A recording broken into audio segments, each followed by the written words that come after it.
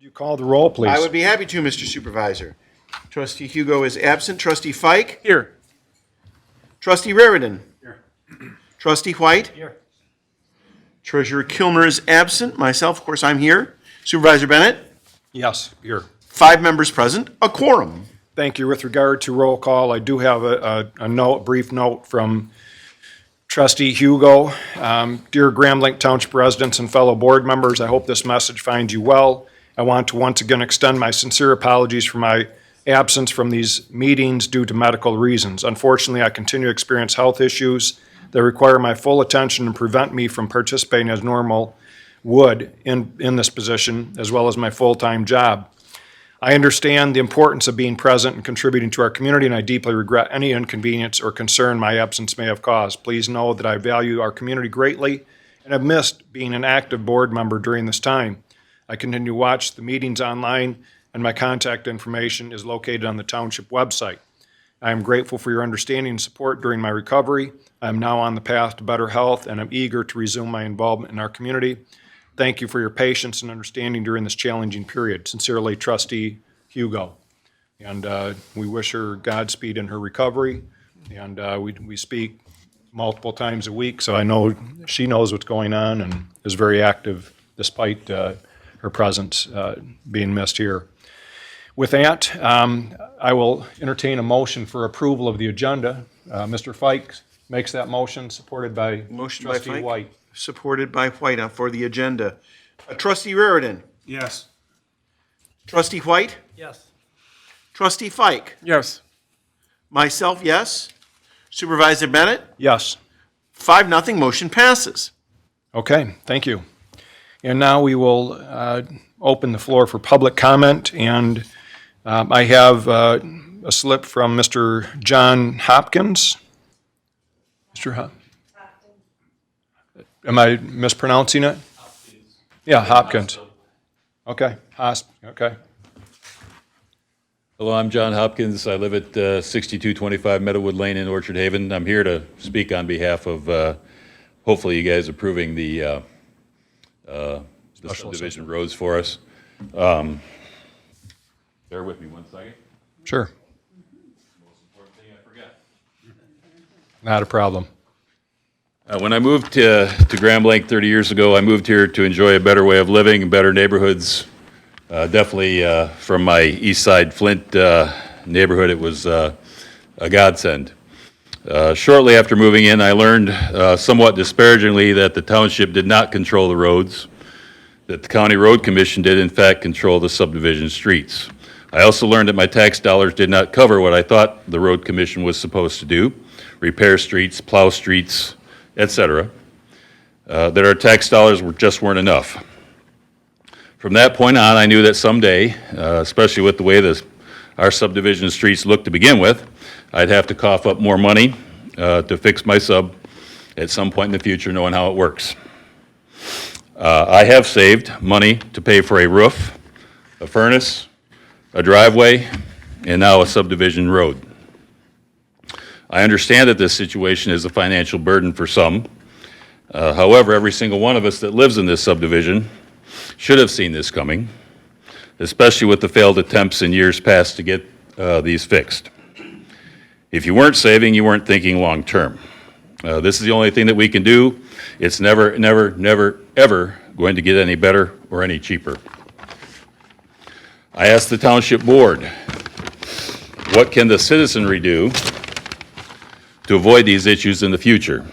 Can we, as a taxpayer, ask for an initiative to change the township charter to begin taxing for the sole purpose of maintaining subdivision streets, just like the citizens of the city of Grand Blanc get? What is the process? We'll answer some of the questions after all the public comment. Okay. And last but not least, there has been some comment about streets get paved, property taxes go up. Proposition A, Headley Amendment, sort of puts a damper on any major increases in property taxes.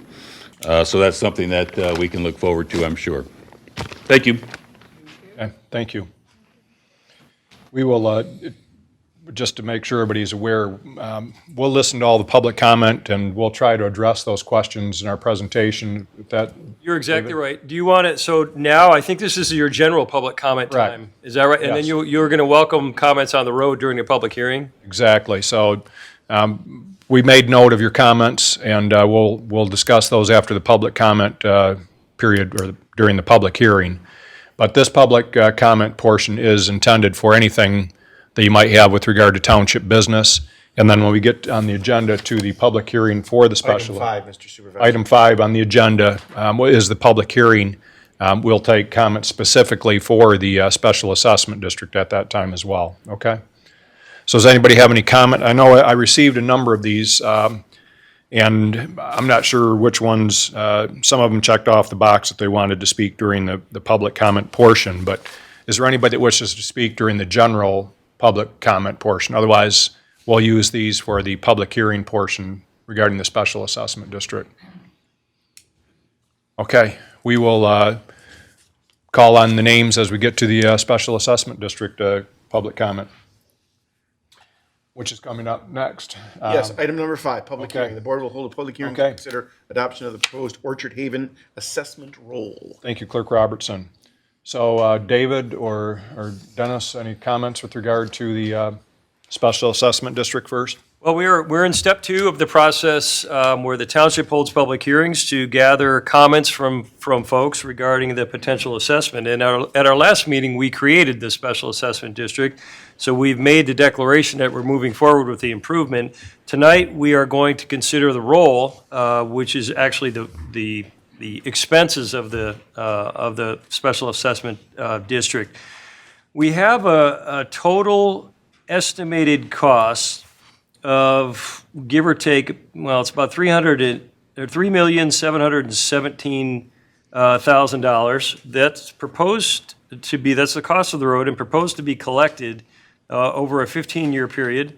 There are 222 parcels in the district, and there were 228 at the last time we met. And we had some comments from, I think, a resident that had combined 2 lots, and it turns out that they'd combined the 2 lots before the cutoff date for us to create the district. We also heard from a representative from, I think it was Genesee County Drain Commission, that said there are 3 parcels here that aren't subject to the assessment. And so that dropped our number down a little bit to 222 parcels.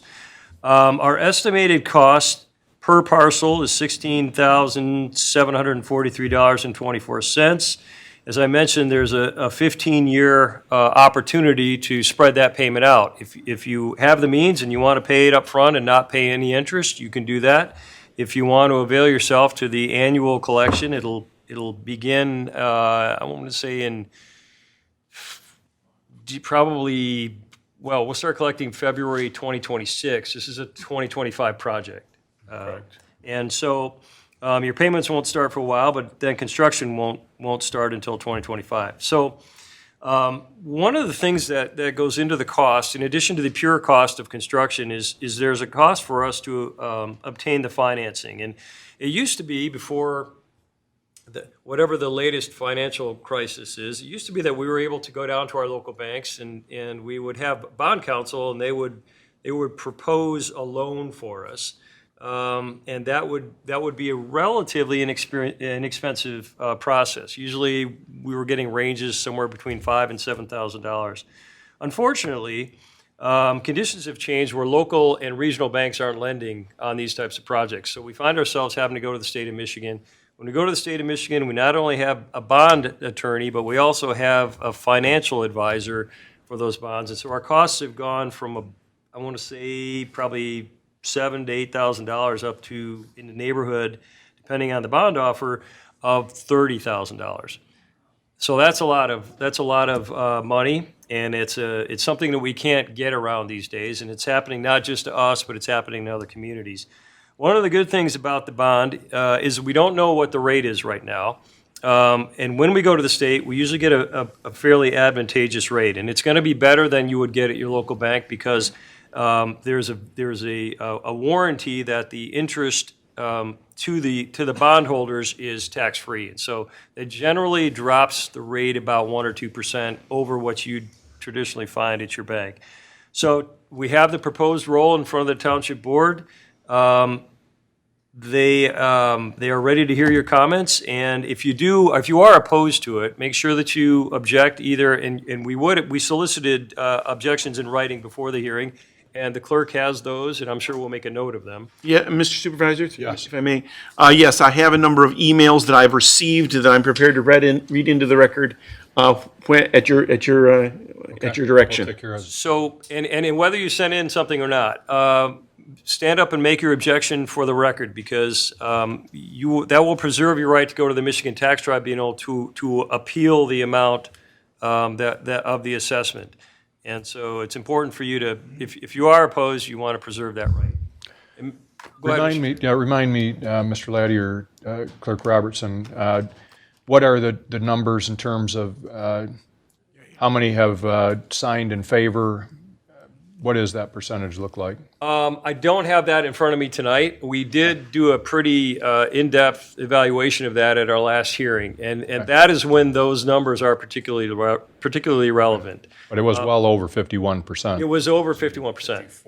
Yeah, was it? I think we ended up maybe in the 54% range. Right. So although the argument to protest the petitions and to protest the creation of the Passed. district is passed, Right. if you are opposed, you still want to preserve your right to go to the tax tribunal. So you still have one more step if you're opposed. Okay. Okay, any thoughts from board members, concerns? Anything that you'd like to have addressed before we get into public comment? Okay, Do you want me to read the emails into the record now or after the public? let's do it after the public comment. Okay, very good. Okay, Mr. Walker. Mr. Harold Walker? Oh, we enter into public hearing at 6:14 PM, Mr. Supervisor. Thank you. My name is Harrell Walker. I live at 6161 Meadowwood Lane. I think part of my question was answered. I want to know the interest rate on the amount of money we have to pay yearly. And the other part of it, will the interest be on the 3 mil or what we pay yearly? Okay, That's it. all right, thank you.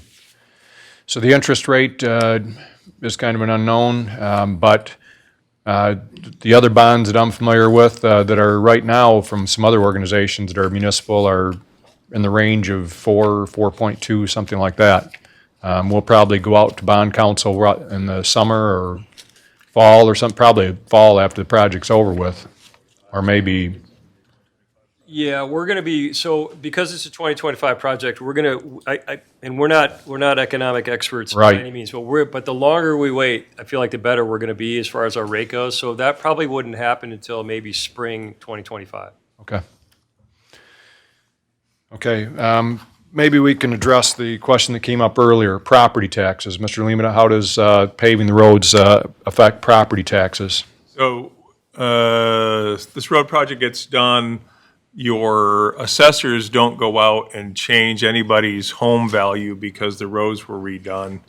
The only time that a home value would reflect is when they do the sales study. That sales study is based on how much homes are selling for. So over the course of a few years, if the houses were selling for more money because the roads were redone, there could be a residual effect that could impact your home value. But you won't see anything on your assessment notice that would be an increase based strictly upon the fact that the roads were redone. And it would only be done on a sales study if more houses were sold. If they sold for more, then that would put upward pressure on the value of those homes. Okay. Okay, Mr. John and Ann Topping?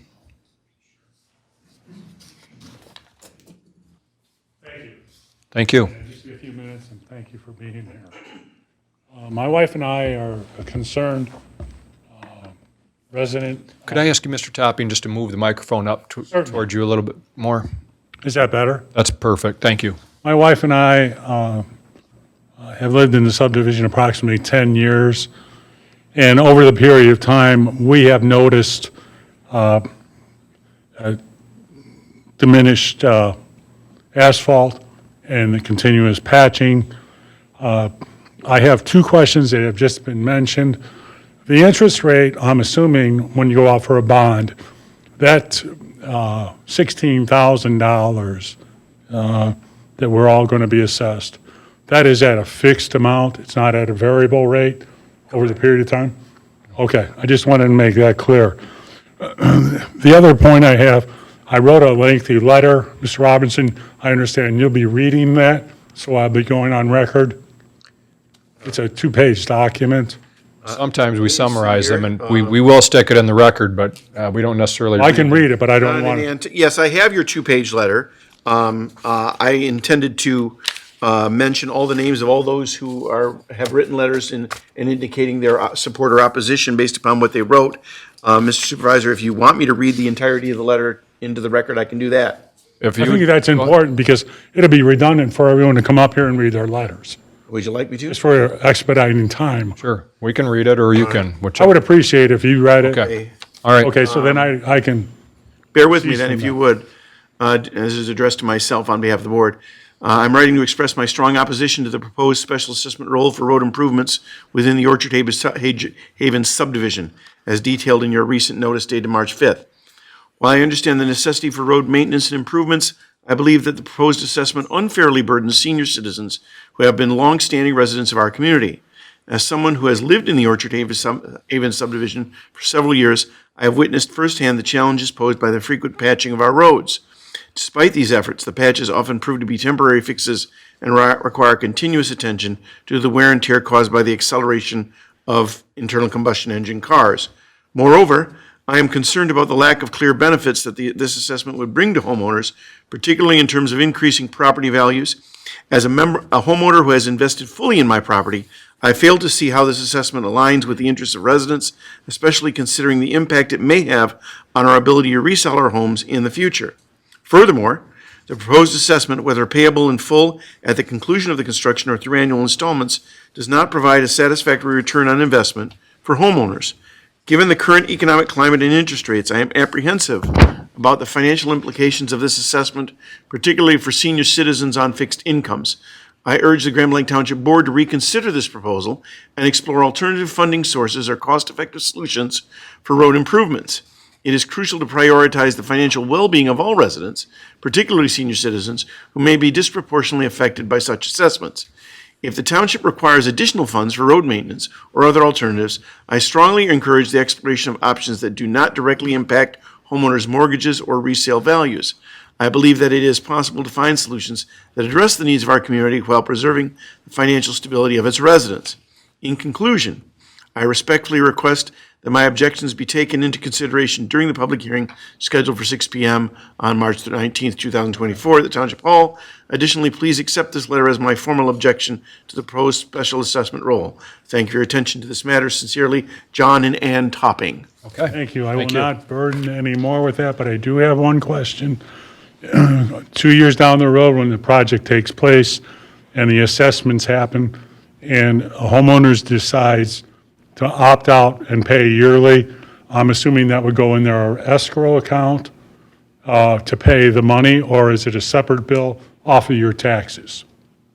Go ahead, Dave. So it will show up on your winter tax bill each year if you choose to, spread the payments out. So when they won't start until winter 2026, December, you'll see that, and then that's when you'll be obligated to pay. Whenever your taxes are due, that will be paid right along with them. And then that is going to be a rider to your monthly payment with your mortgage company, the same as homeowner's insurance, the taxes, all get rolled into a monthly escrow payment.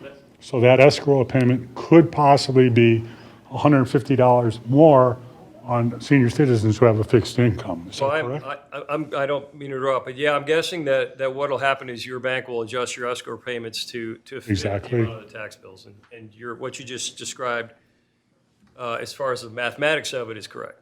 Okay, and then the other point is, and my last point, that if I'm selling my home for $300,000 a couple of years down the road, and the new homeowner comes in and wants to purchase it, I'm obligated to tell him that there's the $16,000 that's going to go out a number of years, so your tax payment, your escrow amount, how you want to handle it, will increase it. Therefore, if I have a $300,000 house I want to sell, you're now selling that house for $16,000 more, but I only want to buy a $300,000 house. What's the incentive of someone to come to Orchard Haven and purchase the price for $300,000? I would want another $16,000 off my sale when I possibly, as a homeowner, wouldn't have the value in there to move somewhere else. Well, once again, you have the math correct. You would have to let somebody know that there is an existing assessment. And Correct. we don't, it's interesting because I'm all ears for input from Clerk Robertson or Superintendent Limita. Our lien essentially is on your house, just like you Right. described, $16,000 hypothetically. And then so we're only going to collect that 1 year at a time. And then if you go to sell your house, there's still a lien that exists in Correct. your house for whatever amount is left to be Right. paid. But we will not collect, we won't force the collection of that. Now, sometimes, I don't know I don't know how often it happens, but sometimes banks can say, we're not going to subrogate our lien Correct. to the township, so that has to be paid off. So I don't think it's common, but I think it does happen from time to time. It does happen. It does happen. Or else you have to identify to the new homeowner coming in that, hey, by the way, your increase is going to be the $16,000 over 15 years or whenever you sell your home.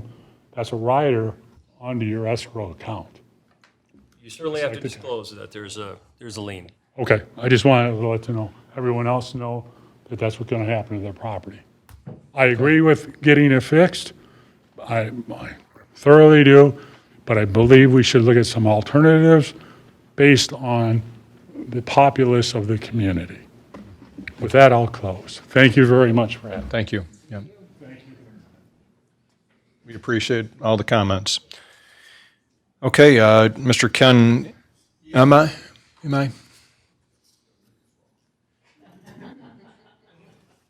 Ken Emai, 6202 Westview Drive.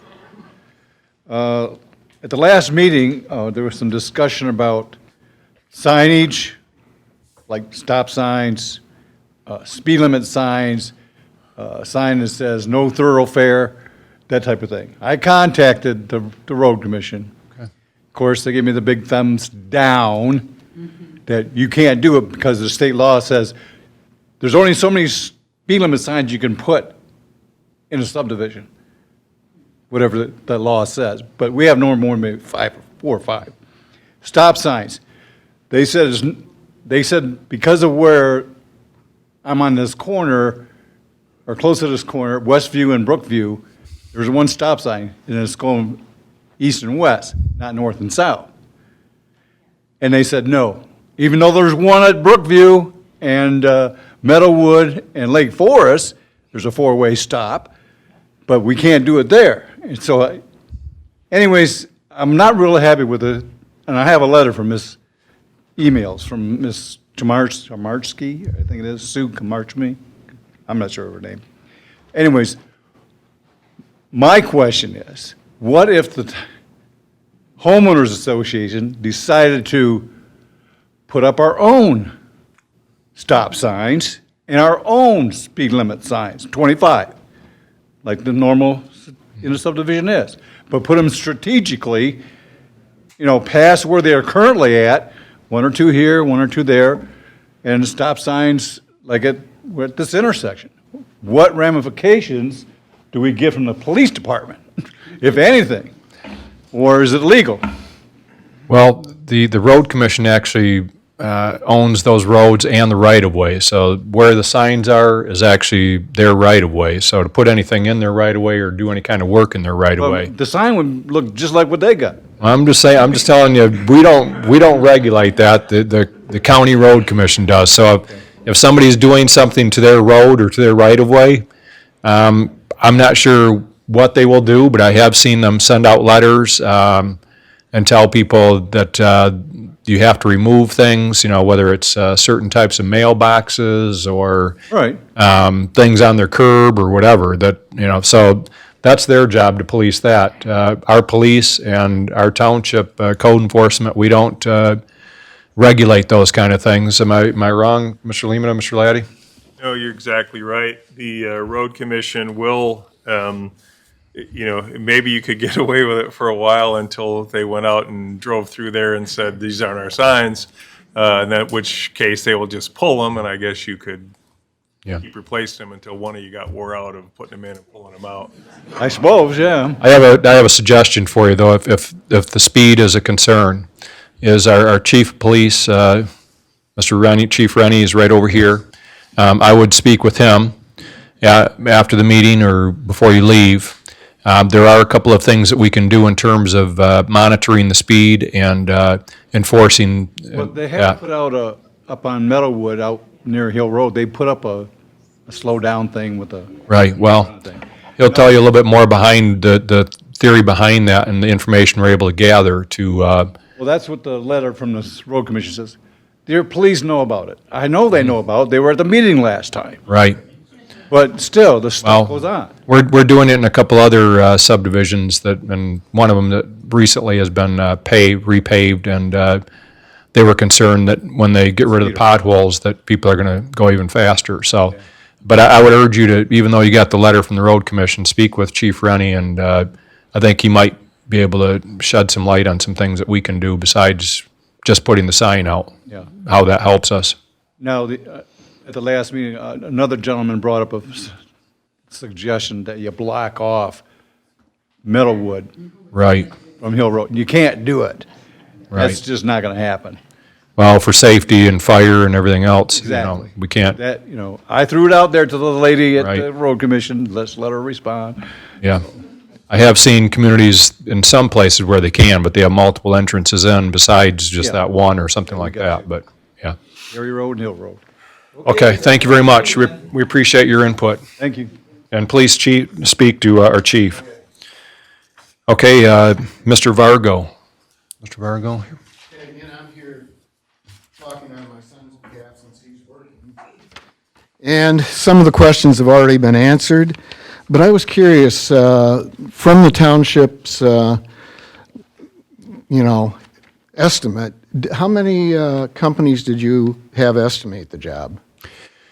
The whole road project is a Genesee County Road Commission project. The township's involvement really is to borrow the money or go out for bond, because we're the only ones who basically, at least, can collect the money from people. So the road commission's in charge of the whole project. Our only input into this is getting the bonding and getting paid back on that bond. In terms of them letting the bids, I don't know, maybe one of our people would know how many people they sent it out to, but they make it a public, actually, they email out and let us know when they are letting those bids out. I'm not sure how many people or how many companies bid on the project.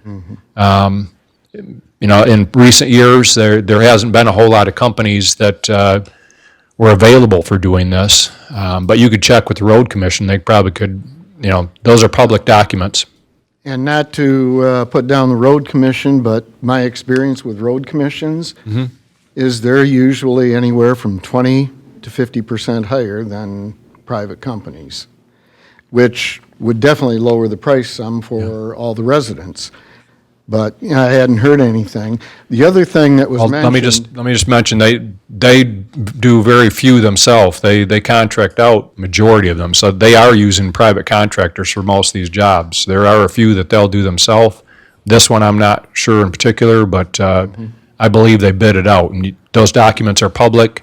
They'd be glad to share them with anybody as far as who bid on it and which one they're going to give the bid to. Okay, now, during the last meeting, you had mentioned that the township board was willing to put money into this, There is a, somewhere 10 to 20%, which would lower it. yep, there's the county, we were able to get the county to put together a fund that they put a limited amount of money, and it's a first-come, first-serve program. And basically, if we put up 10%, they will match it with 10%, plus the engineering costs. So it ends up being actually more than 20%.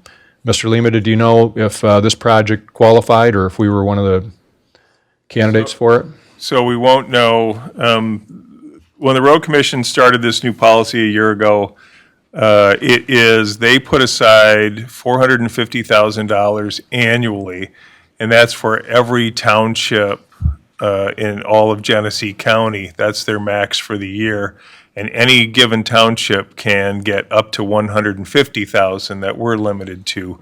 So Grambling Township Board has committed the $150,000 annual amount so that we can secure that match. But there's no guarantee for us from the road commission as far as whether that money will be available at the time when your project has been approved. And just to be clear, this project hasn't been bid yet. What you saw was the engineer's estimate. They're usually pretty accurate, but when it goes out for bid, which would probably be over the winter this year for a 2025 project, we'll see where that comes in at. But I would just, caution you as far as they're very, very accurate. If for some reason that the bid were to come back and it was 10% higher than the engineer's bid, the township board will hold a third public hearing just to show you where the bid come in at. But we're already fully committed at that point to move it forward. And that, that's just how the process works. Okay, well, and my main concern, again, with the first gentleman is my son's lived in the subdivision for less than 10 years. He works for Clarkston Community Schools. Right now, his taxes are about $2,200, which is about 8% of his AGI. After this, if it's at 4%, I figured it out, interest would be about $670 a year, or at 5% it'd be $837, which would put him somewhere between 14 and 15% of his available income. So he would have an extreme hardship paying for, paying the extra amount.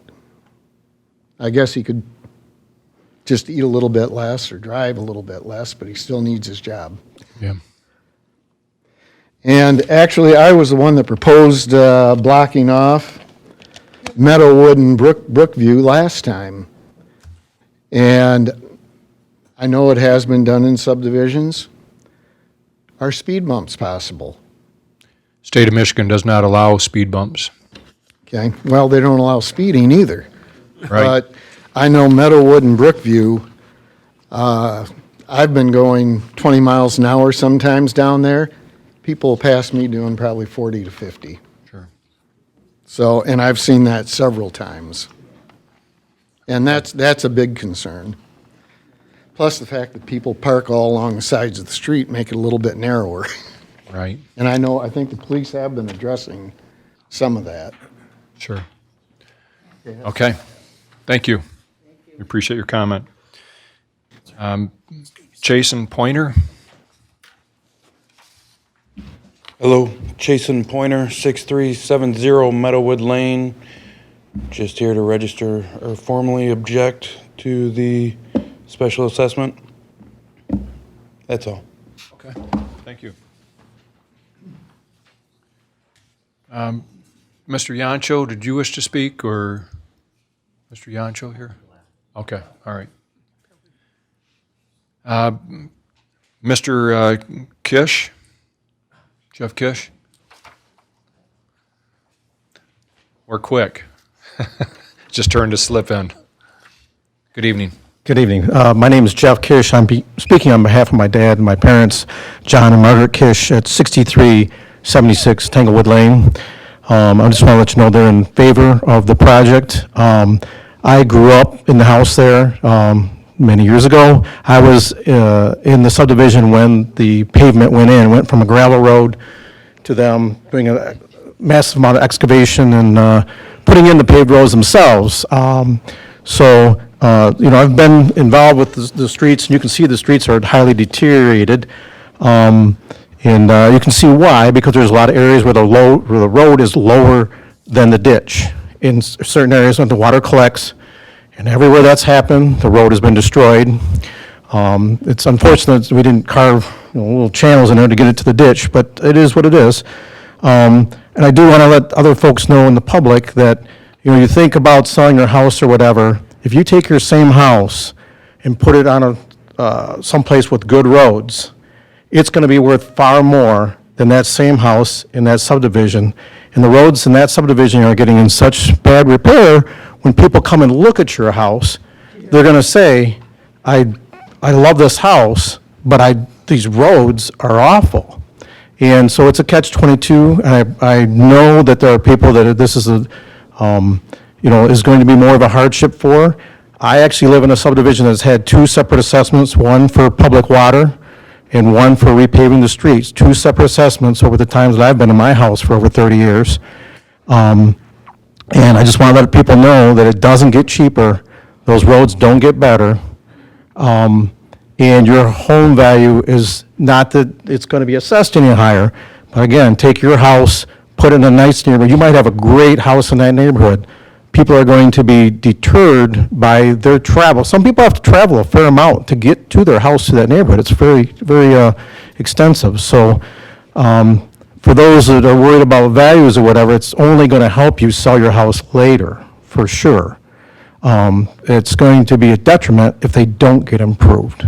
So just, So, Mr. Kish, how long have the roads been there? Any idea? This is paved. man, I want to say, I'm almost 60, and I want to say they were put in before I was 10. So they've probably been in there 50 years. I'm not sure the exact, but I mean, honestly, and it's funny because parts of those roads are still decent. If they didn't have the problems with standing water in the certain areas, they would still be decent. I know that I live in Holly Springs. I've got areas of my neighborhood that are atrocious. And it's been weird, in that particular neighborhood, but there's parts that are good and there's parts that are, parts were resurfaced and parts weren't. And I appreciate all the board's efforts and coordinating all this and everything else, and so do my parents. But I want to let you know they're for it, and it doesn't get any better. Right. It only gets worse, so. Thank you. And the standards for building the roads have improved over the past 50 years too, in terms of how they put the road together. So hopefully it'll last even more than 50 years, but, okay. I saw a hand up. Did you want to make a comment, sir? Okay, sure. Your name for the record? Joseph Caballero. Okay. Joseph. We live at 6126 Westview Drive in Orchard Haven. We've been there since 1977. Okay, so that's Few years. 47 years.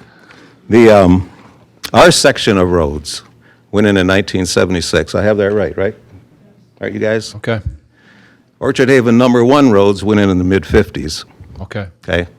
Orchard Haven number 1 roads were built like a driveway.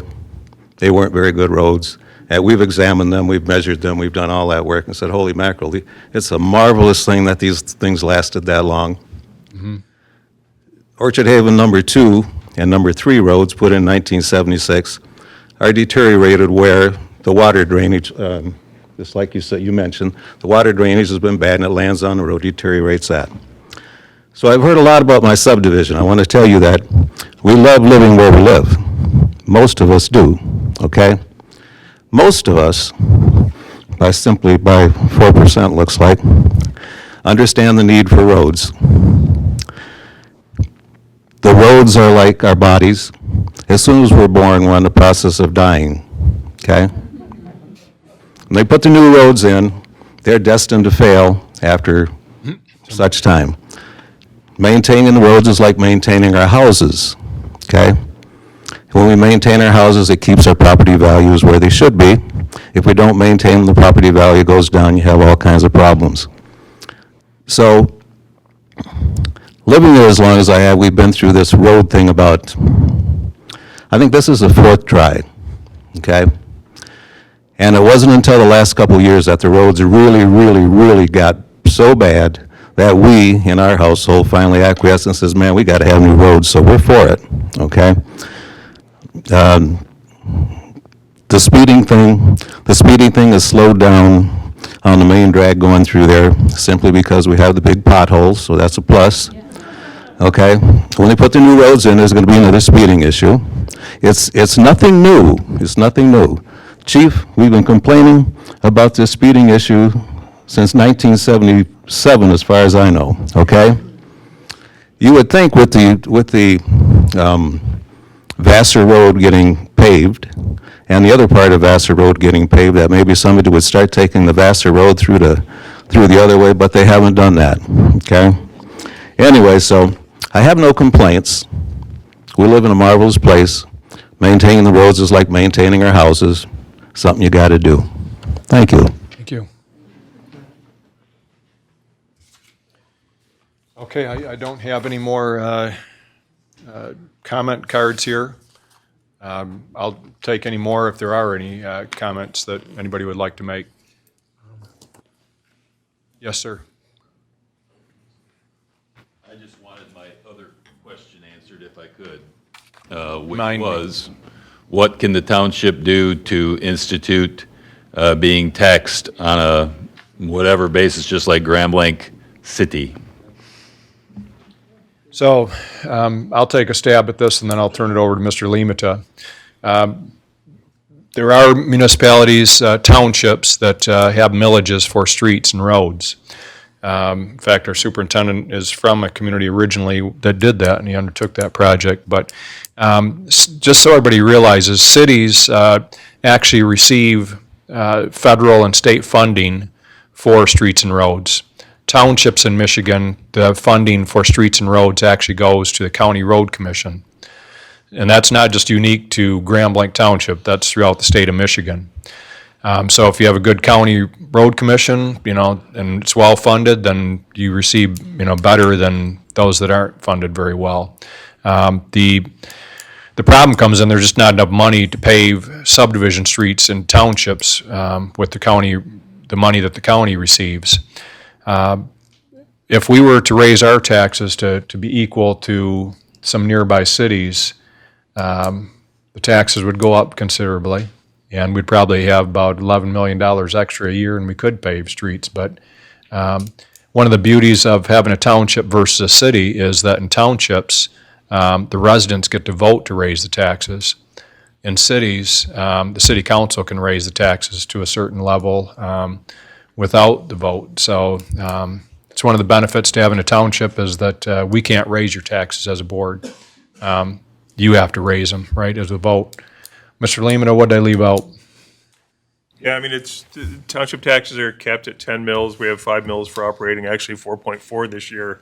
All the rest is voter-approved millages. The community I came from, we did do a street millage, and it took about a year and 16 meetings. We went through the entire township and showed exactly when your road would be paved, but it was at 2.5 mills. So it got approved by about 72% of the folks after we went through it, and with the idea that it would take 15 years of millage, and we'd go through and get the roads done over the course of that time. One of the issues I think that we have in Grand Blanc Township is the fact that there have been a lot of these special assessment district road projects have been approved over the last several years. And so those folks who already have a special assessment that they're paying for the road, when they get asked to support a millage, are probably going to be no votes because they've already paid or in the process of paying to have their own roads done. And I think that'd be a challenge. We didn't really have special assessment districts, or a lot of them, where we had done those road projects. I think that would be an uphill climb for Grand Blanc Township. But really, those are the ways that we could raise funds outside of creating a special assessment district, is you could vote to become a city, but then there's always the danger that the township board turns into a city council and they go up to 18 mills instead of the 4.4 mills that you have now. You'd get sidewalks and you'd get your roads paved, but your taxes would be a lot more than what the special assessment district that you're being faced with at this point would be. All of the money goes, it's from your vehicle registration and gas taxes. That's where the money comes from in Michigan, and it goes through the road commission, like Supervisor Bennett said. When we ask them, they say that they don't get enough money to do the roads, and I'm sure that's true because they will happily, if we say we'll take on all of our own roads, they'll happily give us all of their Act 51 money because they know it's not enough to get the roads done. It's a challenge, and it's not just a challenge in Grand Blanc Township, it's a challenge everywhere in the state of Michigan. Right. So as far as special assessment or a millage, 2.5 mil, the problem is, as Mr. Lehman says, is we have quite a few subdivisions that have already been paved. The Grand Blanc Township actually probably has, I know they have more subdivision, miles of subdivision streets than any other township in Genesee County, and we have the oldest subdivisions in Genesee County. So we're particularly affected by this. So we've been trying to come up with some ideas, what we can do. The 10% match from the county and from us, that was actually something that we spurred the conversation with the county, and we want to continue having that dialogue to see if we can't increase that. But our funds are limited too, and when you look at your taxes, and we have on our website where your taxes go. As I mentioned earlier, the reason why we're even involved in these road projects is because we have the tax collecting ability as the township. If you look at where your taxes go, most people, they pay them at our front counter out there, and they think that we keep that entire tax bill.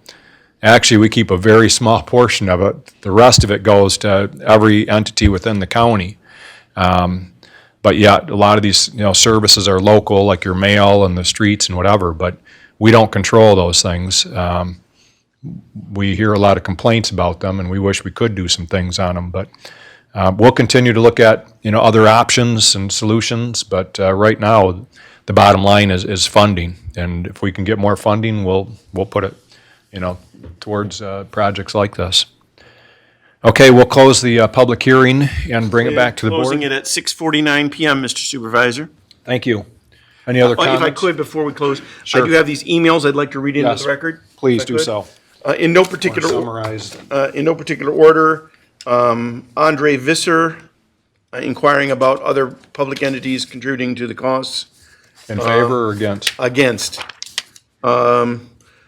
Sharon Walters indicates that she is undecided, absent the answering of her questions. I hope some of them were answered today. Mrs. Nichols is also in opposition. Tom McLaren of Bernhard Circle, in opposition. Matthew Schaller, objecting to the special assessment roll. We heard from Mr. Vargo, Robert on behalf of Christopher. Kathleen. Yes, I'm indicating that, in opposition, yes. Kathleen Cunningham in opposition.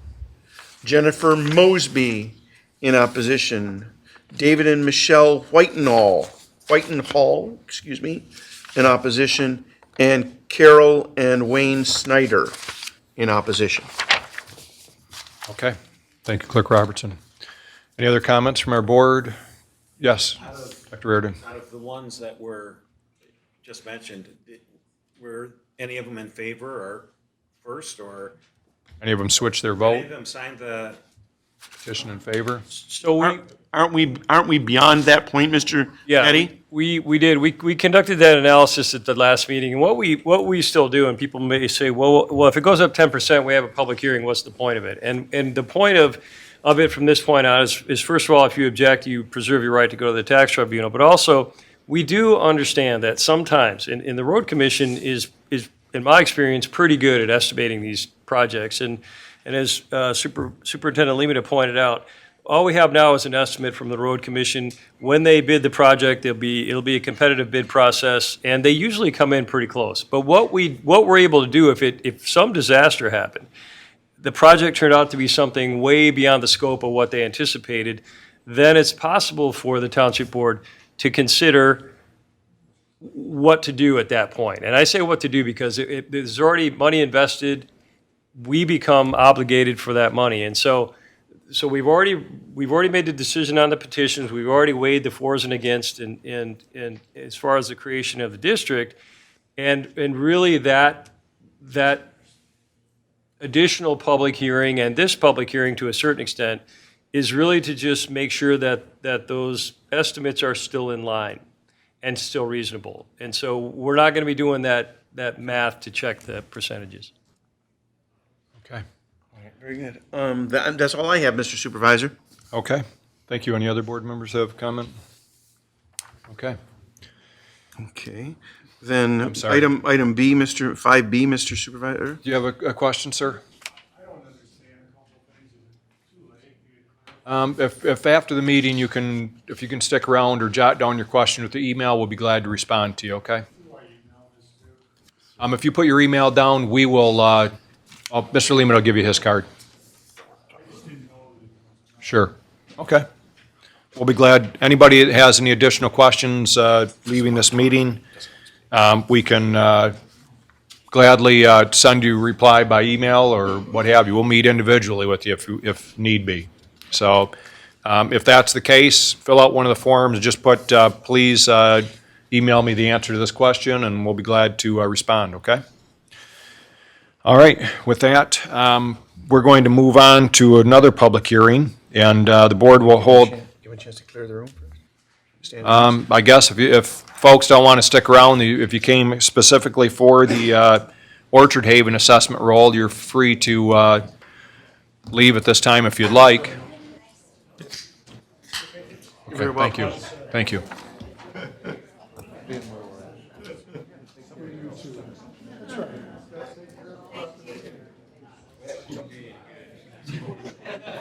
That project has to be done, Road Commission's specifications. It can happen where a private company will come in and bid them, won't be right to their specs.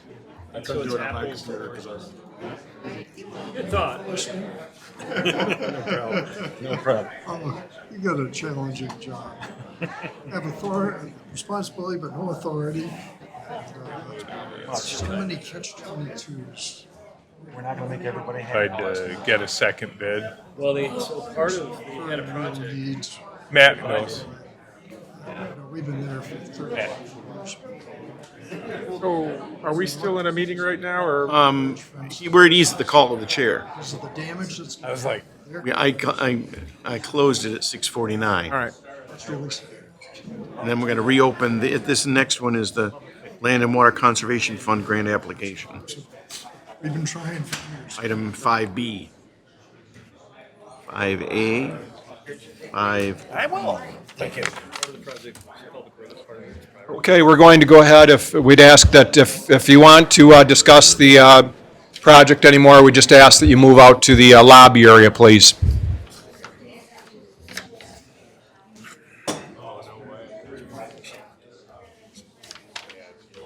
You just dropped that off. I don't know if it's working. Okay, I'll add him to the record. Okay, with that, we'll go ahead and reconvene our meeting. And at this time, the board will hold a public hearing for the Land and Water Conservation Fund grant application for the Creasy Bicentennial Park renovations. And I believe, Danielle, are you speaking on this, or who's speaking? Going into public hearing at Okay. 6:56 PM, Mr. Supervisor. Okay, Matt Kimmer and Melissa Roberts. We were just going to discuss the. Excuse me, if you can ask him down there. Mr. Visser, thank Yeah. you. I'd like an answer on what I sent you. Okay, well then we'll make certain that we get that answer to you. Thank you. Have a good night. You too. If somebody could grab the doors back there, that'd be helpful. Trying to run a meeting in here.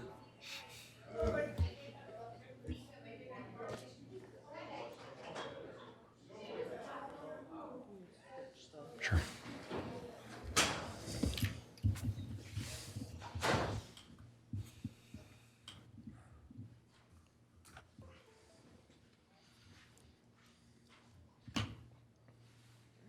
Okay. We All right, are- good evening. We're in the public hearing, Mr. Supervisor, opened at 6:56 PM. Okay, Okay. thank you. Good evening. So we just want to go over the scope of the Land and Water Conservation Fund grant that we anticipate to apply for here at the beginning of April. This will be a grant project within Creasy Bicentennial Park.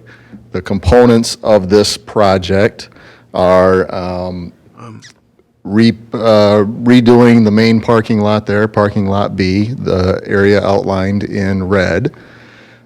Portions of redoing this parking lot, including new storm sewer, ADA accessible parking spaces, also realigning the road that goes through the park. Other components of this project would be to refurbish and rehabilitate the South Pavilion. Components of that would be replacing the concrete floor, rehabilitating the existing restrooms, the kitchen, and also adding an accessible, single-family use style restroom with a adult changing table in there to coincide with the new ADA accessible playground that we will be installing this spring. Other portions of this project would be to pave the existing pathways that connect the parking lot with the playground and then eventually onto the multi-use pathway. We built it in originally to this project to replace the concrete pad at the Pond View Pavilion. So that pavilion is no longer there, but due to the tornado. So this, we could still include the concrete in that as well. And also looking at running electric from the existing South Pavilion out to where the Pond Pavilion, or Pond View Pavilion is.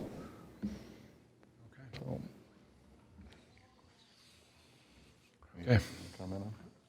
I got a question. Just here, let Ms. Kirksey speak. She may have some answers. Good evening. How are you? Good evening. I'm your friendly neighborhood grant writer. This is a phenomenal project that we have a great opportunity to receive funding. I was going to explain the funding mechanism at the state level. Land and Water Conservation Fund is a federal grant that is managed by the Michigan Department of Natural Resources. So it's a grant that's passed through to the state of Michigan, and we will be a very competitive project. The difference in this project is we can apply for up to $500,000 in grant dollars, or up to, $1 million project, as long as we have a 50% match. That's why it's not as competitive. A lot of communities, you guys have done a good job of budgeting, of doing, and this is an accessible project. This is something they like to see, to have connectivity, accessibility, all the amenities to support a long-term park that I used to play softball in 1,000 years ago. But anyway, it is a good project. This works very much the same as the application you applied for last year through the trust fund. It's like having a pregnancy. You go through the 9 months of waiting and evaluation. But the difference is the director, Christy Bayes, is the one that makes the decision on the application. And I want to compliment your team here of putting together. I was telling them before the meeting, I do classes in grant writing, and I'm going to use this project as how you put together a project of this nature, because they have all the supporting documentation, everything that will make us a very competitive project. So I'm here to answer any questions you might have on the funding. This is an exciting time for your community to be able to avail yourself of this, and I really think you're going to be successful, as you have been in the past. Thank you, Ms. Kirksey. Mr. Fike, you had a question? Yes. A couple. One, when will we know whether we got it or It will be the same like we did last year with a trust fund, except they'll probably be a couple of weeks ahead. Usually by Thanksgiving, the director will send a notice out to y'all to let you know that you were chosen. It's different than the trust fund, which we went through at the end of the year, where we could talk to the board. It's really the director. So really, we have had a site visit. We've been in contact with our grant coordinator that's assigned to us, but also Ms. Bayes I've been in contact with. So there may or may not be a site review, but generally, she is the one that makes based on how we score, and she makes that decision. So November, we should hear. And usually, it would work the same way. It's a federal grant, though, so sometimes getting the grant agreements are a little longer because they have to go through the feds to get our contractual agreements on the grants. So I hope that answered your question. Okay. I had a question for Matt, though. Yes. That area in red, you know how you said that was the parking? Yes. So is it going to be paved parking, or is it going to be dirt? No, it will not. It'll be gravel parking. Better, Better, yes. better gravel. With drainage improvements included, so. And the funding, we talked about a $500,000 match for this grant.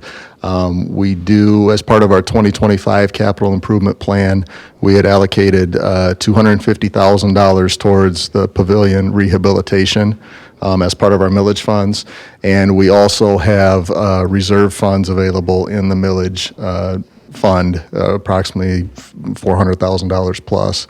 So we will be combining those for the $500,000 match. That's the intent. You still having fundraisers to make more money? Sure, yes, absolutely, yep.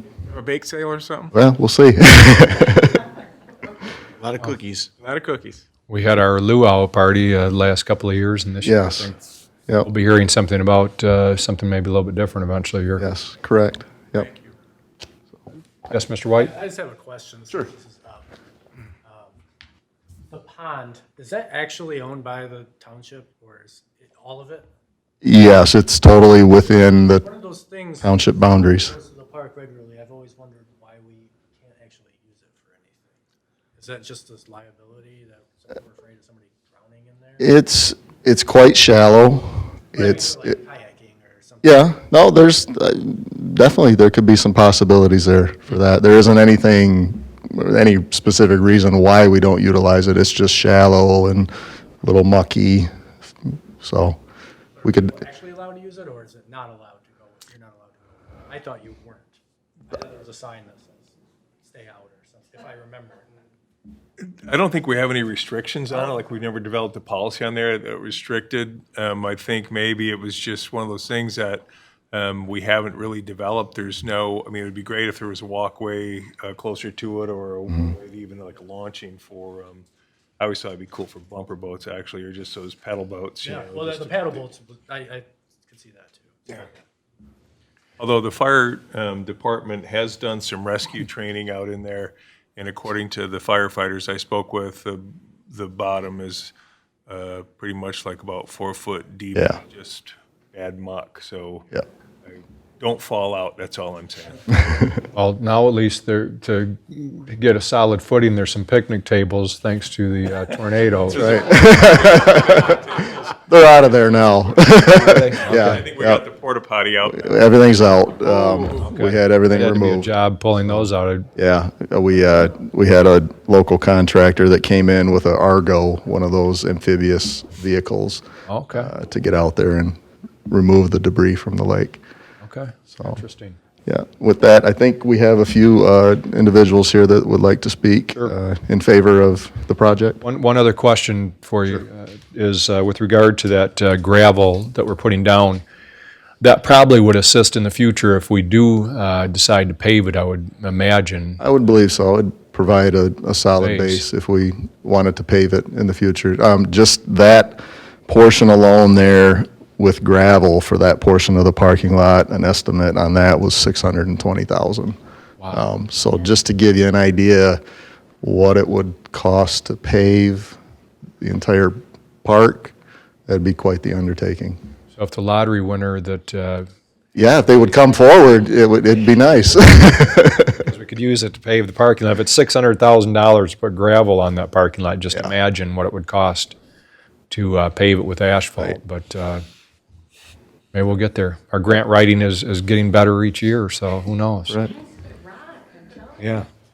With that, I think we'll open the public hearing. I think we have a few people that'd like to make comment on that, and I think one One of them that I said didn't need a comment card is Danielle Arnold, one of our newest employees for the township. Good evening, Danielle. I didn't realize I was so short at this podium. Oh. Hello, everyone. I am here to speak with my support of this renovation project at Creasy Bicentennial Park. Throughout my career, I have worked with a large variety of people from all different areas of our social setting. I have people who struggle economically, struggle physically, struggle mentally, but no matter what anyone is going through, they're always looking for somewhere where they belong. Starting that off with a story, I worked in an elementary school, and one of our students was in a wheelchair. We were out at recess one day. He's sitting on the paved part of the playground with one friend. They're talking. It's fine. But the friend he's talking with keeps looking over at the play structure where, if you've ever been at elementary school recess, children are screaming and running. It's chaos, and you can tell they want to be there. I came over just to visit, saw that maybe we needed a little cheering up. And what started as a small conversation turned into 20 minutes of racing back and forth across the basketball court, pushing this child in the wheelchair, while students from the playground all came over to also be on that basketball court to run back and forth. I was an athlete through my whole life. I was not built to run back and forth across a basketball court for 20 minutes, but I did it because that student in that wheelchair was having the time of their life. However, elementary school students also have a short attention span. So after running back and forth over and over again, racing each other over and over again, they started to migrate back to that playscape. And as they did, we returned to where we started, where that student in that wheelchair no longer had anyone to play with. And that's where they lost that sense of belonging. It was temporary for them. It wasn't something that was fixed into their everyday life. Jumping into another population that I worked with senior centers who were in a rehab facility, assisted living type place. And there was one that I spoke with every day. She had been there for months.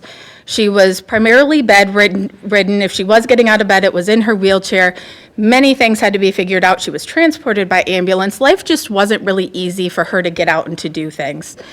Sitting with her in the summer, as soon as I walked in the room, I saw that she had been crying. And I asked her what was going on, how I could help. It turned out that day her family was having a family reunion at a local park, and she wanted to be there. She wanted to see family members she hadn't seen in 15, 20 years, but that park wasn't accessible. There was a way to get her there via ambulance, but once they got her there, she couldn't get out. There was no restroom facility to use. There was no path to get her to where her family was at. And it's things like that that bring me here today to support this grant. I think that as a whole, our society cares about others and wants everyone to feel a sense of belonging, but they want that insofar as if it's easy for them to add into their life. I want you to belong, but I want you to belong while it's convenient for me. When it's not, I'm going to move forward. That is not how Grand Blanc Township is working. Grand Blanc Township, in getting this grant, will be making sure that everyone belongs at all times. So I fully support this. Thank you for listening. Thank you very much, Danielle. Mr. Linehan?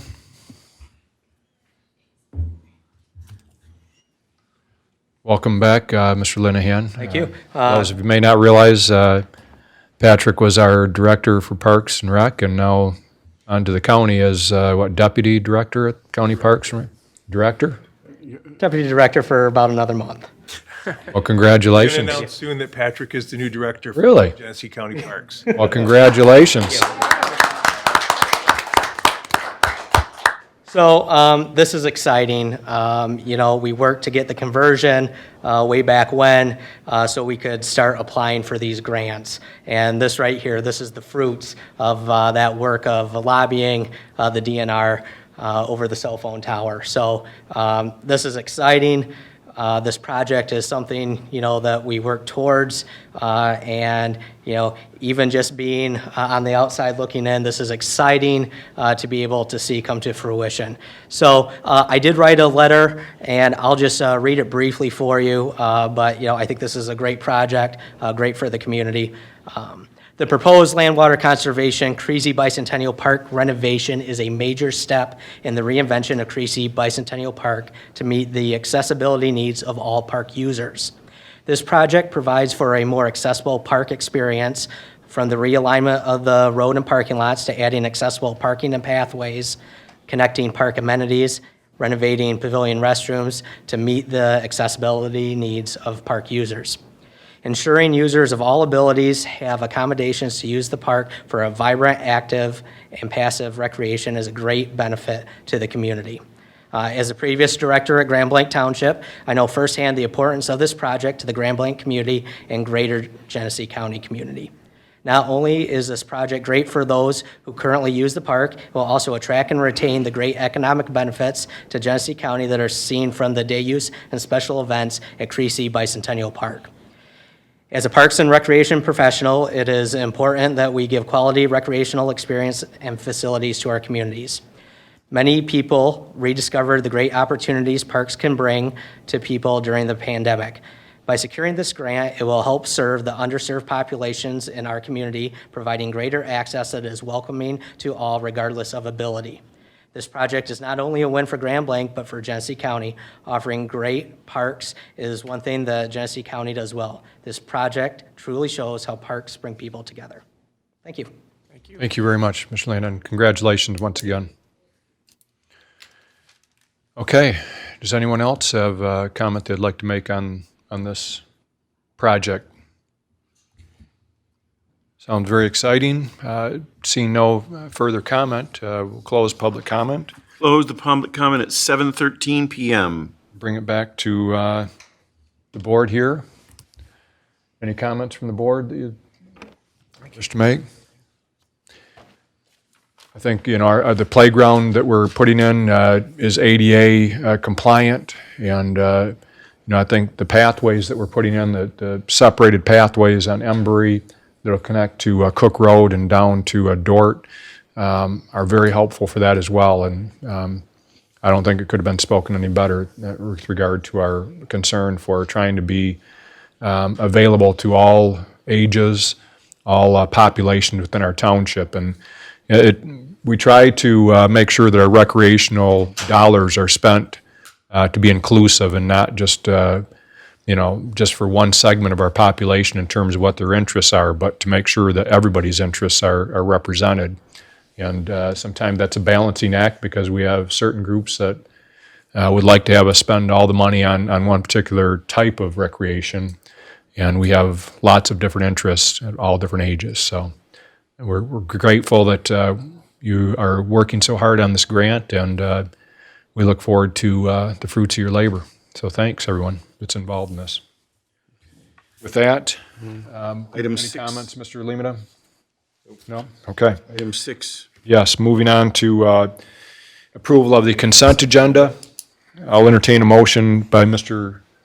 Reardon for approval of the consent agenda and support by Trustee Fike. Motion by Raritan, supported by Fike on the consent agenda.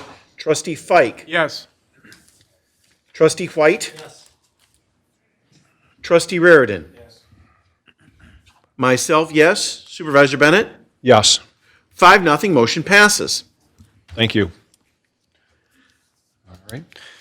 Old business, 7A. Yes, just getting the screen up. So the next item on the agenda is our strategic plan update, and we have Ms. Roberts here to speak with us about our branding and signage efforts. Good evening. Good evening. I'll keep it brief. We are working on several different locations for signage as part of our capital projects. One of the areas that we've looked at, and I put all of these signs in your packet, but I thought I'd put them up on the screen. I'll switch over to you then. Okay. Well, yeah, either. You had it. You want me to just put you back to mine? No, it's good. We're good. I think it'll pop up in a second here. One of the areas that we have talked about is some park signs at Creasy Bicentennial Park. Since we were just talking about the park, I'll put those ones up first. Signs by Craney designed these signs. Wayfinding is definitely an issue at the park, so this will help everyone coming into the park to find where they're looking to go. So that's what the wayfinding signs look like. And then there's another sign I think those will be an excellent addition, Ms. Roberts, as far as the wayfinding I signs. love how they look too. They're really vibrant and bright and great for the park. Right. I like the look of them very much. I'm not seeing on here the north entrance. We have an additional sign that, believe it or not, at our Reed Road entrance, we don't have a sign at all that indicates it's a park. And so you drive by it and it looks like a driveway. You think it's someone's home or something until you really get up on it. And so we have an additional sign that was designed in the same style that these signs are designed, that will be part of the park signage. So we're excited about that as well. Some of the other signage that we had designed, one is at the point, there's a Chase Bank there. We have a very, very old sign there, as you can see up on the left-hand corner. It says, "Welcome to Grand Blanc." We have to obtain the easement for this location, but this sign was designed by Metro Signs. It's a very nice looking sign. It's, and all of the quote for this sign is on here as well. This one was $18,000 within budget of what our capital projects are for our signs. Something that we wanted the board to look at were a couple of different signs at Fenton and Hill. This one goes along with our design of our sign out front of this building. So there would be one on this corner by Rite Aid and then one over by McDonald's. Right now, the signs, right now, the letters are on that brick wall and really kind of obscured. You don't really notice it much. And this brings much more attention. It's probably it is the busiest intersection in the county. And it would be nice. We added the planters, 2 of them to each side this past summer, and that looked beautiful. I think with a bright sign like one of these that Ms. Roberts is showing you, I think would even accentuate the entrance into Grand Blanc Township, especially with some of the development going on in Mundy Township that's going to attract a lot more traffic to that area. So I think I like that design right there real well. It kind of matches the design of our other sign out front here. Yes, Mr. Fike. Congratulations, these are beautiful, Melissa. I think I it designed really them add. myself.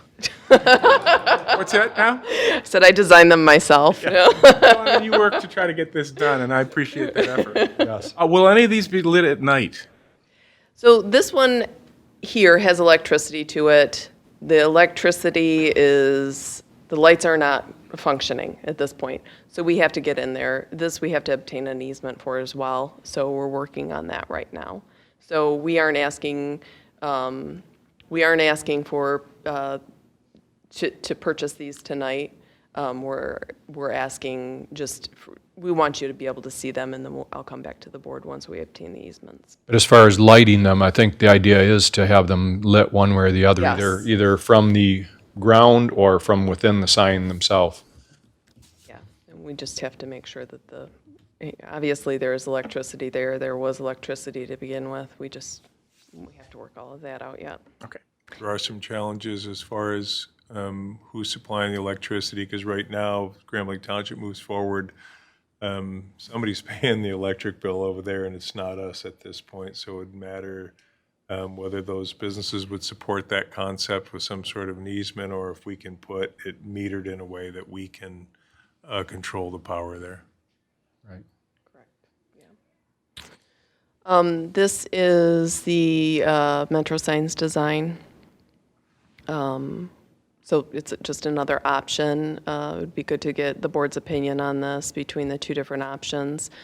I will tell you that the two signs that are designed like this, the cost estimate for this one was, I believe, $15,185. The other is quite a bit more,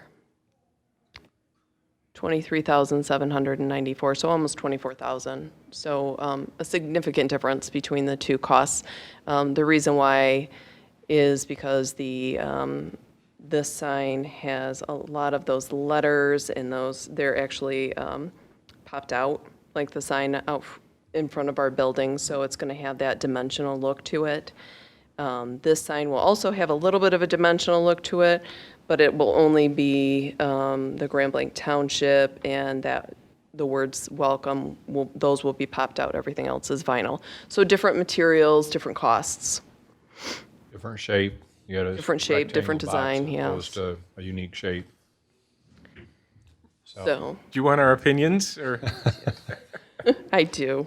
Well, wait a minute, is the other one more than this one? Yes. The other one's Yes. more than this one. You know, what do you do when you're breezing through that intersection and signs are like, okay, and then, the other one's bolder. So you'd see the bold, is all I'm thinking. It would Unique looking. You'd think about that as opposed to, you see this sign, it's nicely designed. I could go with either one, but the first one seems bolder. Yeah. Right. If the object is to draw attention, we should spend a few extra thousand. Isn't that the whole purpose?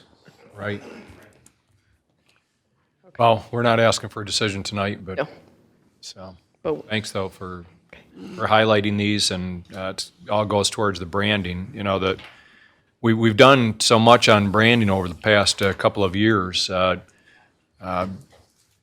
In fact, the signs as you enter the township, my wife reminded me that that was this board that actually had those done. And, it's something now we take for granted that when we drive into the township that we see those. But before we had the rusty signs that, are not really very appealing. Sesquicentennial. Yes. So now we have something bright, and I think, Those signs. yeah, they look really good when you come in. This has been centennial ones. You like those old ones?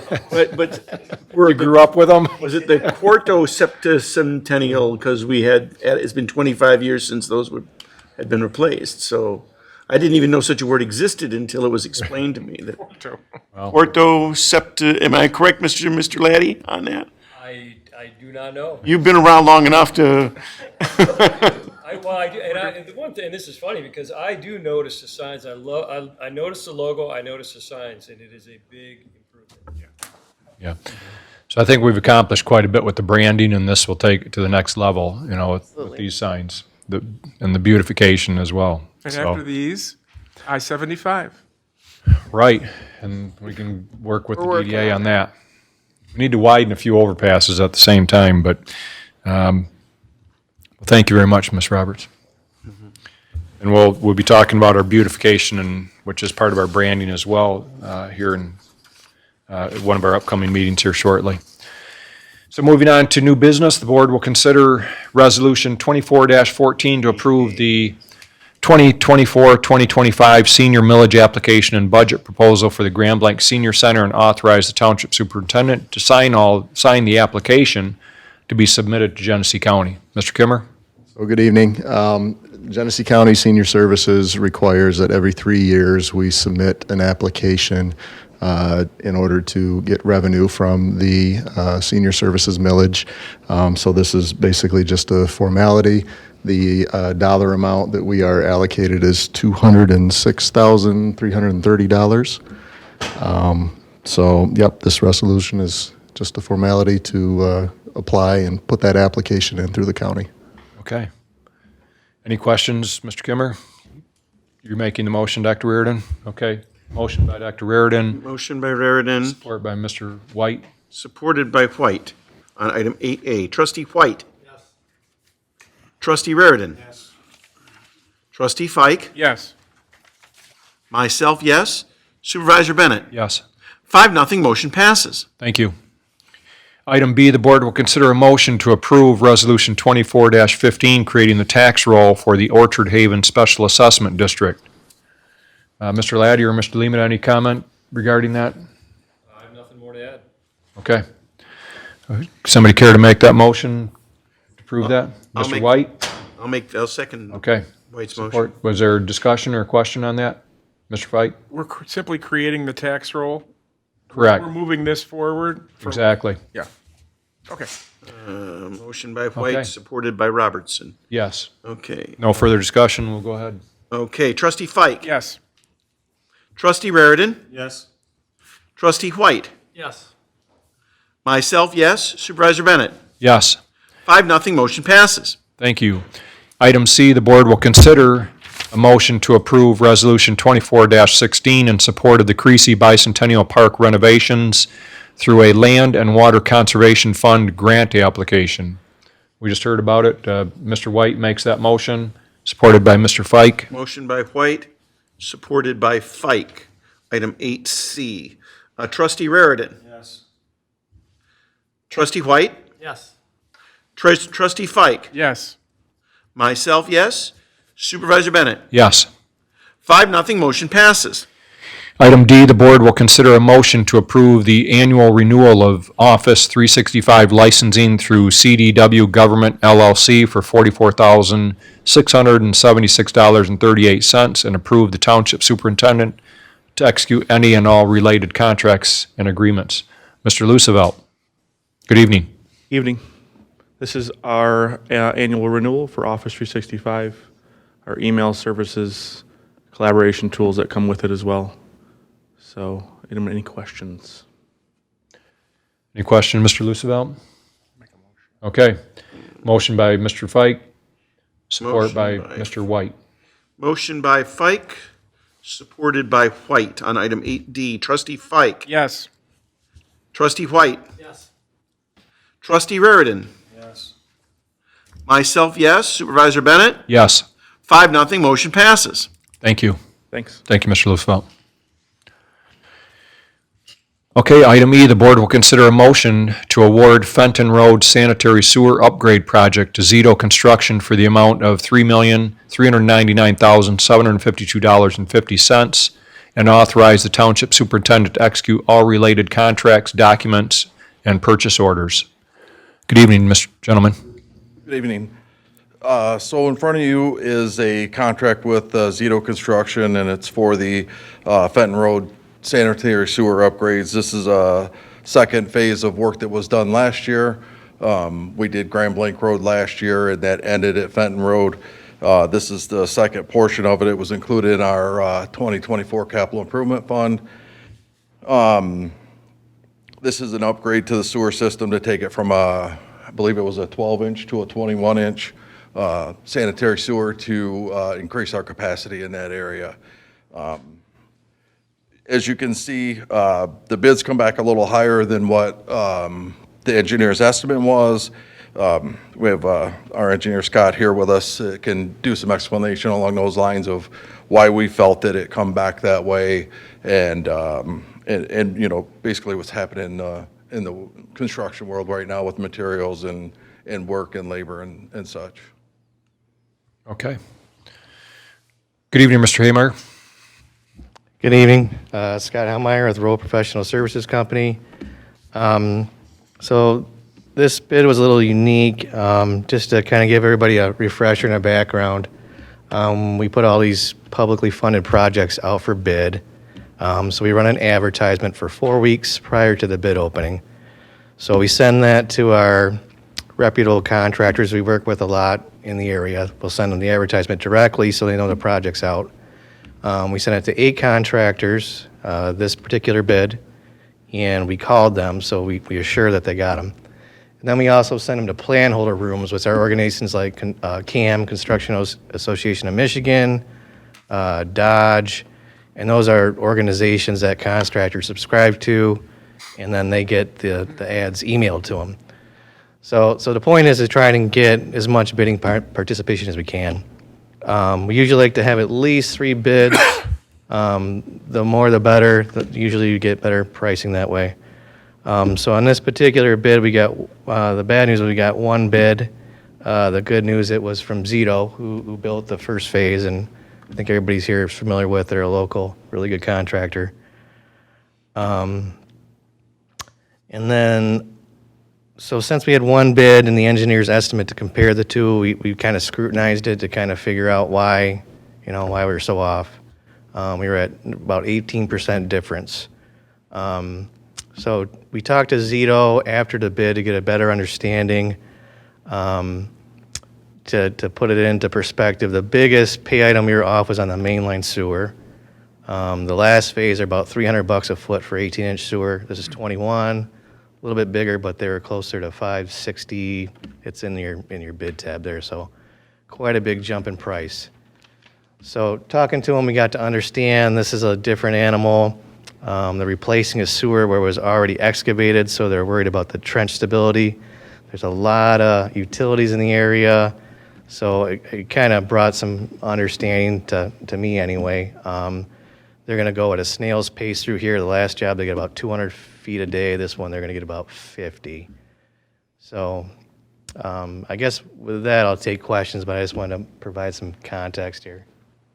Mr. Fike? I guess I don't get why only one bid. I was disappointed because we worked hard to get this out early enough to try and get good participation. What we're hearing is a lot of the contractors have cleanup work to do from last year that's still on the books, and there's just so much work out there. It's been a struggle. I want to say ever since COVID, prices have been on the rise for construction, and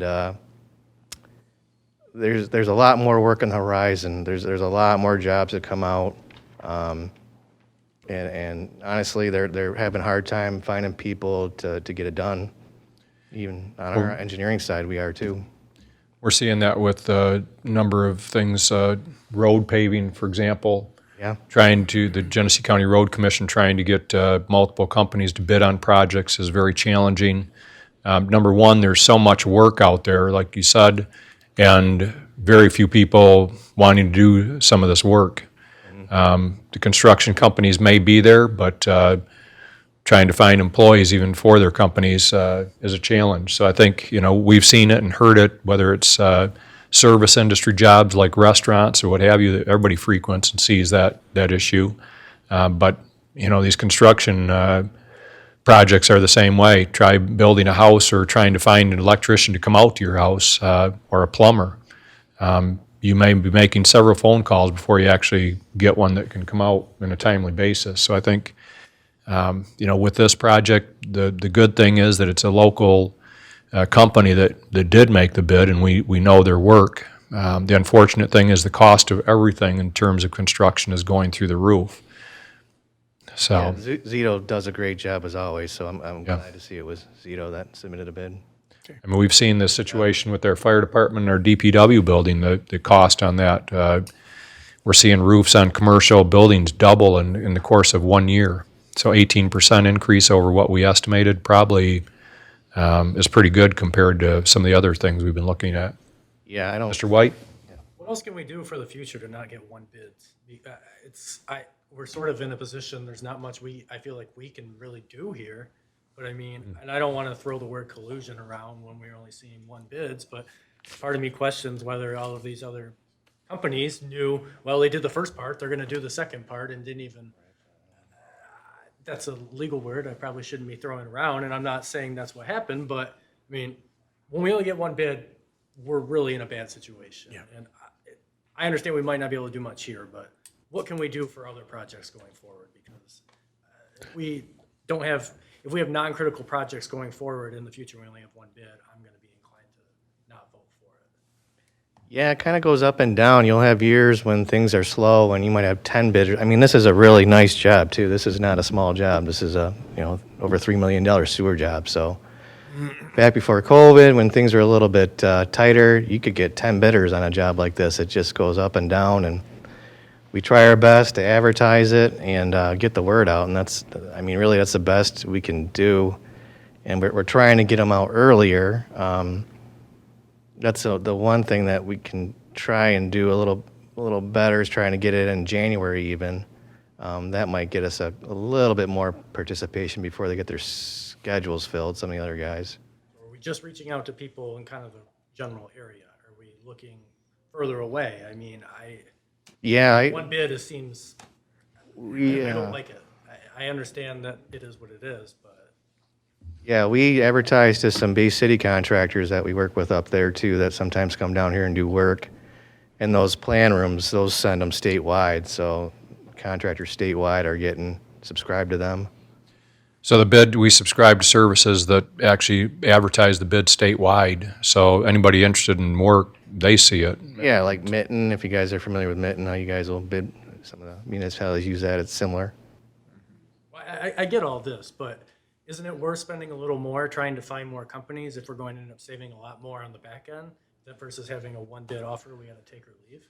In this case, I think it'd actually hurt you if you tried to put it off unless you did long-term, which I don't think is a good option either. Just Saying in general, not specific to this. in general, I'm sorry? Well, I mean, we're talking about, yeah, okay, we're going to Bay City.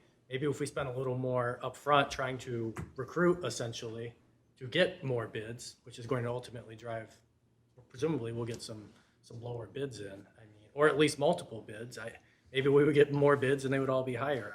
I don't know, but we don't really have much else to work with here.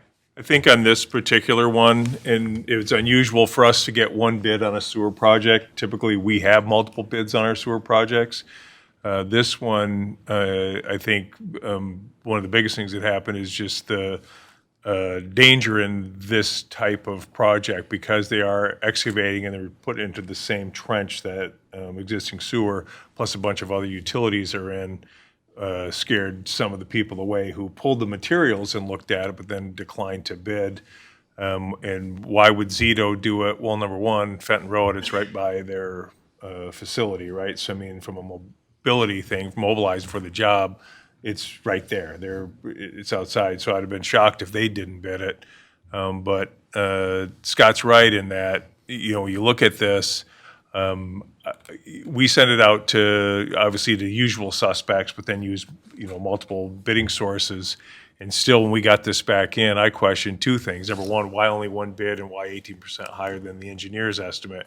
Because then I question whether Rowe just missed the mark on putting the estimate together. But then the lack of bids tells me that I don't know if that was the case. And really, when you look through the bid amount, it really comes down to, there's always variances between engineer's estimate, but the one that stood out really was at $500,000, and that was on concrete pipe costs. Well, if they're going to have to only do 50 foot a day versus 200 foot a day, they got to put it somewhere. They could have spread it out over the entire bid, increased everything, but a lot of these guys, the estimators, they're just going to throw it on like, well, you know what, only way we're going to do this job is if we pick up this $500,000, and so they put it on one area. In this particular instance, that's where you saw like such a big a difference. I don't know that they missed the estimate that much other than by the amount of work that's out there right now, who people looked at it and then the danger of the job itself, the time it was going to take. And again, you do have the option of rejecting this bid as a board and say, no, let's throw this back out there and see what we get. But what Scott's telling you from Rowe is that the chances are that it comes back either with no bids if we do that, or you end up with one bid, but it's considerably higher than this one once it's been floated out there. Or you get multiple bids now, but they're way higher than this, knowing that we rejected it. Well, the danger is similar to our discussion with regard to the road project earlier, that it's not going to get any cheaper as we put this off. The costs are going up by the month. I bring up construction costs. A friend of mine on a commercial roof had a quote last year, quote this year. The price doubled in 1 year. Our fire department building, our DPW building, Mr. Lima can tell you, he can probably see the cost going up by the day on some of these things. I'm confident that that we send it out to the various bid services that send it out statewide as far as promoting it or marketing it or whatever. I'm not sure, these folks know, if they're looking for work, they know where to go to look. And sometimes the cheapest bid, I learned early on in life that with my own water issues at a home that I had, I went with the cheapest bidder, and that turned out to be real bad. And I'm sure as a township, we have probably learned our lesson in the past with finding the cheapest bidder. And I'm not saying that Zito wouldn't have been, but it's the sign of what's going on right now with all construction, really. it'll be amazing to see when we have bids on our construction for our fire and, how many we get on some of those things. Mr. Boggs? I just want to add that, also this project's a little complicated too, because there's bypassing, a bypass system that has to be put in because we have customers on the line. This is a remove and replace, so we have customer service that we have to maintain, and it's complicated, and that might have threw some people off too. Who answers the phone when they have sewer issues while we're doing this? There will be an on-call person. Right. But I'm just saying, they're going to be calling here, so, we had a project that went on, and I'm not sure if all the board members are aware of this, but we did have a project, we weren't in charge of it, but the road commission actually had a sign project that a contractor was putting in some signage, fairly large, new system along Hill Road, and through whatever happened, I won't go into the details, but basically a sewer line was burst and flooded one of our brand-new office buildings in that area with sewage. Millions of dollars worth of damage, and not being able to use that facility for some time either. So, that's the other thing that we have to watch is, these are residents' homes along there that are going to be affected and businesses as well. And if they're using that system and we're just, we're going to be switching them over, that's a concern too, that we make sure the residents are the first thing on our mind. I think it's important. I mean, we share the same frustration that Trustee White has expressed on this. Yes. When we first got it, then we had a meeting to say, like, what's going on? How do we deal with this? We even asked Scott to call over to Zito Construction, talk to them, like, what's going on? Why is there such a disparity here? Is there anything that we can do to talk through it? And because it just doesn't make sense, right? We really expect to see multiple bids on this project, and it's just an anomaly, but it could have been. And we bid it over the winter too, so we're bidding it in the winter, which usually is right for us because bidding over the winter, not when everybody's already got their schedules completely full out. But we know from talking with even Zito last year that they had their schedule built 16 to 18 months out in advance because there was some delayed work because of COVID and it slowed things down. So we're probably facing that with a lot of the contractors is they do have their schedules built out. 2024 is built out, so it's a matter of can we get this project into their schedule and what's it worth to them to do it. That's also one of the challenges that we're facing. Well, even product, shortages, play into it too, that even getting the material. But I think we all understand Mr. White's position and probably feel similarly, including you gentlemen. But I appreciate, you looking into it further and seeing what, I know you researched it to try and see why weren't getting more bids, but we'll continue to attempt that in the future. So. Okay. Is a motion in order, Mr. Supervisor? It is. Then I will make that motion. Okay. Is there support? Support by Dr. Reardon. Motion by myself, supported by Trustee Reardon. Trustee White. Reluctantly, yes, I will support this. Trustee Reardon. Yes. Trustee Fike. Yes. Myself, yes. Supervisor Bennett. Thank you. Yes. 5-0, motion passes.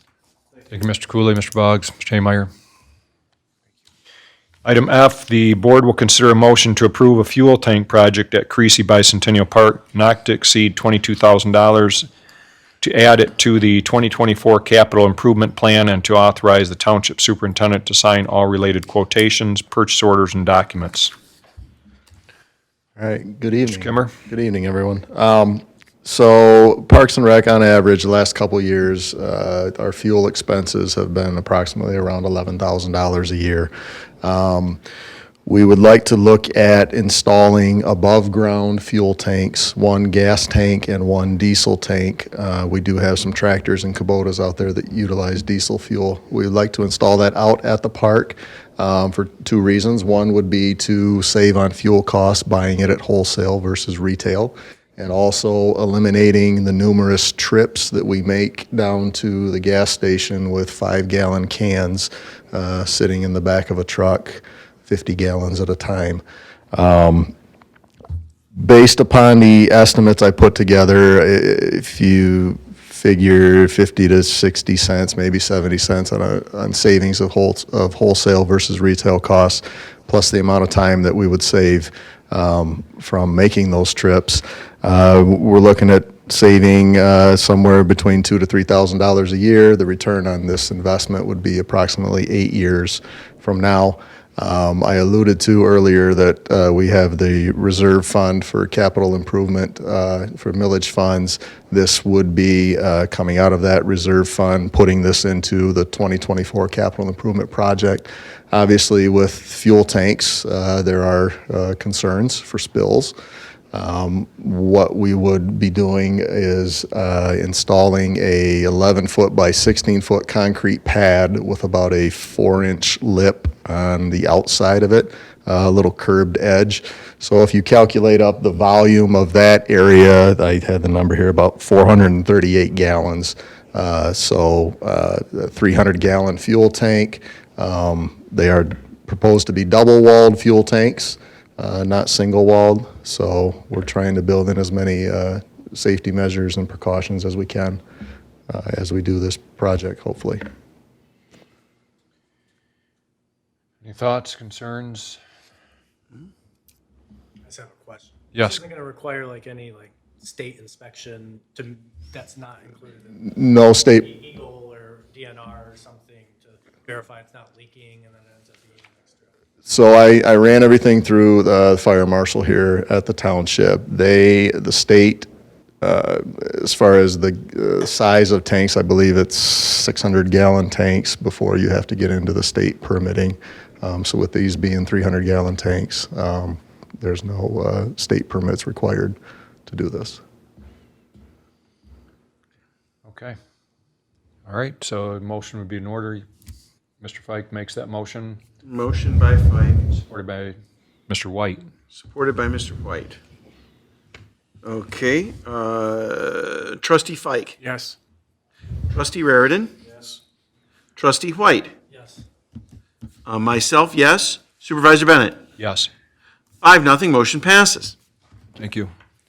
Item G, the board will consider a motion to approve Resolution 24-17 in support of an appropriations request through Senator Gary Peters' office. Ms. Roberts? Hello again. This is another, it is the season for grants and funding. So this is a request for the sidewalk out here on Saginaw, something we've been talking about for a long time. This would be the sidewalk going from Hill Road to Maple Road. We've received or have tentatively received the funding through community development block grants for $217,000. This funding would complete the project if we received the funding. Any questions? The whole project, the whole sidewalk from Maple to Hill is 217,000? No, that's the funding that we have received. What we are looking for through this congressional funding is $1,269,000. So the project is almost a $1.5 million project to put sidewalks on both sides of Saginaw. There are MTA bus stops on Saginaw. There is a sidewalk from McGrath Elementary that comes all the way to Saginaw and stops. And also our administrative, police, and fire departments are all in this area, and it's a low to moderate income area. Just wondered about the money. It's a great project. So the $217,000 will pave a portion of, or put a portion of the sidewalk in, but obviously it's. And those would serve as our matching funds. What's that, I'm sorry? This requires a match, and Okay. those would serve as our matching funds. Okay, very good. Yes, I just have Mr. White. the existing sidewalk that's already there, not the township part, the part that's further south where there's couple blocks of sidewalk to nowhere. Would those be ripped up as part of this, or would they just be? We would use that existing sidewalk. Well, the nice part would be to go down both sides of the street. Would be very nice. Okay, so. There's a motion in order, It Mr. is. Supervisor, and I will make that motion, if that's okay. Supported by Mr. White. Supported by White. Trustee Fike. Yes. Trustee White. Yes. Trustee Raridan. Yes. Myself, yes. Supervisor Bennett. Yes. 5-0, motion passes. Thank you. Future agenda items, we have a schedule of that. I'm not sure what's coming up next, but any thoughts, Mr. Lemata? I don't recall either, quite frankly. Does anybody have anything that they want to make sure is brought up next meeting? We'll have plenty on our agenda, I'm sure, but if you have any thoughts on that, please communicate with myself or Mr. Lemata. Board reports, anything to report on, Dr. Reardon? Clerk Robertson? No, Mr. Supervisor. Mr. Fike, Mr. White? Just a few points here. I'd like us to just take a moment to keep Congressman Dan Kildee's family in your thoughts. I was just made aware as I sat down here that family member of Congressman Kildee unfortunately had a horrible situation, was shot earlier today and died. So keep his family in your thoughts, please. Been a great friend of the township. The 911 surcharge was last increased in 2017, and we're asking the county, the 911 consortium is asking to increase that.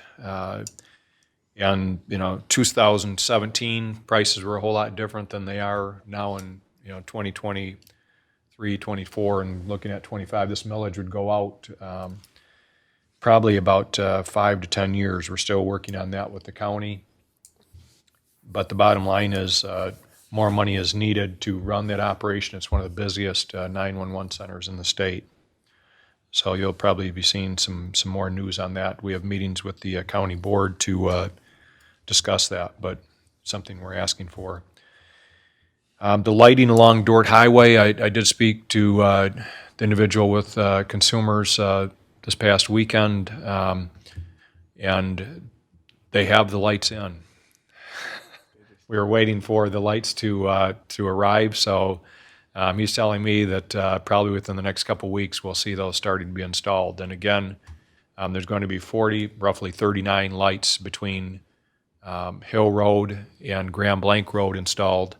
And with the Heritage Park or Walmart entrance being so dark, and then also National Estates, the entrance into that, really hazardous situations with no light there. So it'll take care of some issues there. We also are going to do 90 lights here in the north part between Hill and Maple on Saginaw Street, which will brighten that up.